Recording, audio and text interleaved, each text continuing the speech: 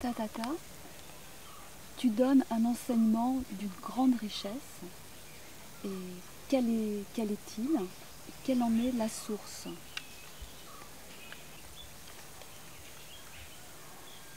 ഓരോരോ ജീവനും ഈ ലോകത്തിൽ പ്രകടമാകുമ്പോൾ ആ പ്രകടമാകുന്ന ജീവന് ഒരു സ്രോതസ്സുണ്ട്.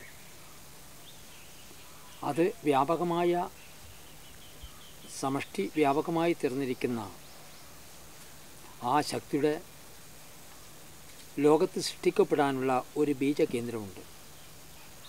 അതിനെയാണ് ആചാര്യന്മാർ ബോധകേന്ദ്രം എന്ന് പ്രഖ്യാപിക്കുന്നത്. ആ ബോധകേന്ദ്രത്തിൽ നിന്ന് ഉത്ഭവിച്ച പ്രപഞ്ചം, ബോധകേന്ദ്രത്തിൽ നിന്ന് വന്ന ജീവജാലങ്ങൾ ആരൊരുത്തനാണോ അതിനെ ഉയർത്തി ആ ബീജഭാവനത്തിൽ, ആ കേന്ദ്രത്തിലേക്ക് ലക്ഷ്യത്തിനെ കണ്ടുണർന്ന് അതിൽ സ്ഥാനമുറപ്പിക്കുന്നത് അവർക്ക് യഥാർത്ഥമായ ധർമ്മത്തിലൂടെ ജീവിച്ച് ജന്മം സാഫല്യീകരിക്കാൻ കഴിയും. അതാണ് നമ്മുടെ എല്ലാവരുടെയും ബിന്ദുസ്ഥാനമായ കേന്ദ്രം. ആ ബിന്ദുസ്ഥാനത്തു നിന്ന് സ്വരൂപിച്ച ഊർജം തപസ്സിലൂടെ സാക്ഷാത്കരിക്കപ്പെട്ട് ആ തപസാന്നിധ്യത്തിൽ പൂർവ്വ ഋഷികളിലൂടെ വെളിപ്പെട്ട ധാർമ്മിക മൂല്യങ്ങൾ തഥാതനിലൂടെ പ്രകടമാക്കിക്കൊണ്ടിരിക്കുകയാണ് ഇപ്പോൾ സംഭവിച്ചുകൊണ്ടിരിക്കുന്നത്. En plus des initiations, tu proposes une pratique qui s'appelle Aishwarya Yoga, qui est ouverte à tous, et nous aimerions que tu nous en parles un peu. പ്രപഞ്ചത്തിൻ്റെ മാധുര്യങ്ങൾ അനുഭവിക്കാനെത്തിയ സമുദായത്തിന് പ്രപഞ്ചത്തിൻ്റെ മാധുര്യങ്ങളെ അനുഭവിപ്പിക്കാൻ വേണ്ടി എല്ലാ ജനങ്ങളെയും ഒന്നിച്ചേർക്കാനുള്ള ഒരു വേദിയാണ് ഐശ്വര്യയോഗം കൊണ്ട് ഉദ്ദേശിക്കുന്നത്. ഐശ്വര്യയോഗത്തിലൂടെ കടന്നു വരുന്നവർക്ക് അവർക്ക് ധർമ്മത്തിന് വിരുദ്ധമായതിനെ തുടച്ചു കളഞ്ഞ് അവരെ ശ്രേഷ്ഠമായ ധർമ്മത്തിൻ്റെ പാതയിലേക്ക് നയിപ്പിക്കാൻ വേണ്ടി ഒരു വേദി ഒരുക്കാനുള്ള ഒരു സാഹചര്യങ്ങൾ സൃഷ്ടിക്കുകയാണ് ഐശ്വര്യയോഗം കൊണ്ട് ഉദ്ദേശിക്കുന്നത്. Tatata, tu as fait construire un temple d'une grande force, d'une grande puissance, le Dharmapita. Quelle est sa fonction? Quel est son but? ധർമ്മപീഠം ധർമ്മത്തിൻ്റെ പ്രസരണത്തിനുള്ളൊരു കേന്ദ്രം. സമഷ്ടി വ്യാപകമായ ധാർമ്മികമായ ഊർജത്തെ തഥാതൻ്റെ തപശക്തികൾ കൊണ്ട് ആഗിരണം ചെയ്തെടുത്ത് കാലം നിയോഗിക്കപ്പെട്ട ആ സാന്നിധ്യത്തിനെ ഭൂമിയിലേക്ക് പ്രകടമാക്കി ഒരു കേന്ദ്രത്തിലൂടെ ലോകത്ത് പ്രസരിപ്പിക്കാനുള്ള ഒരു വേദി ഒരുങ്ങുകയാണ് ധർമ്മപീഠം. ഈ ധർമ്മപീഠത്തിലുള്ള ധാർമ്മിക ഊർജത്തിനെ ആശ്രയിക്കുന്നവർക്ക് ശ്രേഷ്ഠമായ ധർമ്മത്തിൻ്റെ ബുദ്ധിയും ലോകത്തിൻ്റെ ശ്രേയസ്സും അവൻ്റെ ജന്മാവകാശവും നേടിയെടുക്കാൻ ഈ ധർമ്മപീഠത്തിൽ വരുന്ന സാന്നിധ്യം അവരെ സഹായിക്കും. അവർ എന്ത് സങ്കല്പിച്ചാലും എന്ത് കേട്ടാലും എന്ത് ഇച്ഛിച്ചാലും അത് സാഫല്യമടയുന്ന ഒരു കേന്ദ്രമാണിത്. മനുഷ്യലോകത്തിൽ ഇനി വരുന്ന കാലത്ത് മനുഷ്യനെ ധർമ്മത്തിലേക്ക് വഴി നയിപ്പിക്കാൻ ഈ സാന്നിധ്യം കളവൊരുക്കും. അതിനുള്ളൊരു വേദിയാണ് ധർമ്മപീഠം.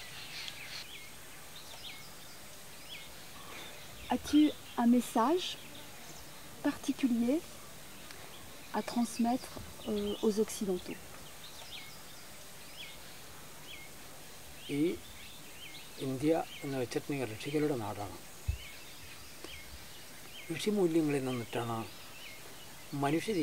തപസ്സികളായ ഋഷികളിലൂടെയാണ് മനുഷ്യ സമുദായത്തിന് നൽകപ്പെട്ട ധാർമ്മിക മൂല്യങ്ങൾ. അങ്ങനെ വെസ്റ്റേൺ പീപ്പിൾസിനോ അല്ലെങ്കിൽ മറ്റേ ഈ ഇന്ത്യൻ പീപ്പിൾസിനോ വേറില്ല. പ്രജാപതിയുടെ മുന്നിൽ ഇവിടെ കാണുന്ന എല്ലാ മനുഷ്യ ജീവജാലങ്ങളും ഒന്ന് തന്നെയാണ്. എല്ലാവരെയും ധർമ്മത്തിൽ സംയോജിപ്പിക്കുക, അവരവരുടെ സംസ്കാരങ്ങൾ, അവരുടെ ചുറ്റുപാടുകൾ, അവരവർ വന്ന സംസ്കാരങ്ങളിൽ നിലനിർത്തിക്കൊണ്ട് അതിൽ നിന്നുകൊണ്ട് അവർ ധർമ്മത്തെ സ്വീകരിച്ച് ലോകത്തിന് സമ്പുഷ്ടമാക്കാൻ ഇവിടെ തഥാതൻ എല്ലാ മതങ്ങളും ജാതിയും വിഭാഗങ്ങളൊന്നുമില്ലാതെ എല്ലാവരും പ്രജാപതിയുടെ മക്കളാണെന്ന് കണ്ടറിഞ്ഞ് ധർമ്മത്തിലൂടെ സംയോജിപ്പിച്ചുകൊണ്ട് അവർക്ക് ശ്രേഷ്ഠമായ അവരവർ നിൽക്കുന്ന സ്ഥാനത്തു നിന്ന് ശ്രേഷ്ഠമായ ധർമ്മത്തിൻ്റെ വഴി തുറന്നു കൊടുക്കുന്ന പ്രവർത്തനങ്ങളാണ് ഇവിടെ പ്രവർത്തിക്കുന്നത്. നമസ്തേ ശ്രീ തഥാതാ, നമസ്തേ ദേവദേവ, നമസ്തേ ശ്രീ തഥാതാ, വന്ദനം. Être en la présence de Shri Tatata reconnecte à l'immensité de notre être spirituel, notre être profond, et à l'infini de qui nous sommes réellement. La Tata nous ouvre un chemin grandiose pour notre évolution. Moi, ce qui m'apporte, c'est... Je vois là où j'en étais il y a 8 ans, là où j'en suis aujourd'hui. La réponse est là.